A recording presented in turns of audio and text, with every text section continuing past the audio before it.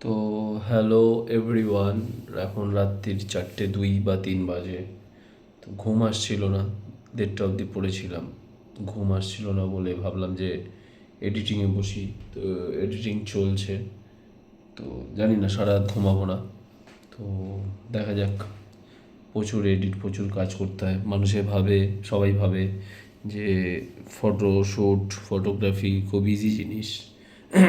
ওয়েডিংয়ে যাই বা ফ্যাশন বা যাই হোক, তো সেখানে আমরা যাই, মোটা টাকা নিই, নিয়ে চলে আসি, সব কাজ হয়ে যায়। কিন্তু সব থেকে বেশি কাজ আর সব থেকে ইম্পর্টেন্ট কাজ আমরাই করি। তো আমাদের সেই ভ্যালুও দেয় না অনেকে, 90% জায়গায়।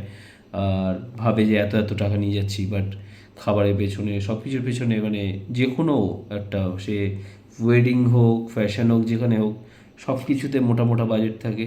তো ফটোগ্রাফারদের জন্য, ভিডিওগ্রাফারদের জন্য জাস্ট এইটুকু, মানে টোটাল কস্টিংয়ের, মানে 100 টাকার বাজেট থাকলে টোটাল প্রজেক্টের 5% বাজেট আমাদের জন্য থাকে।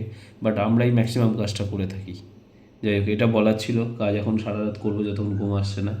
বাই।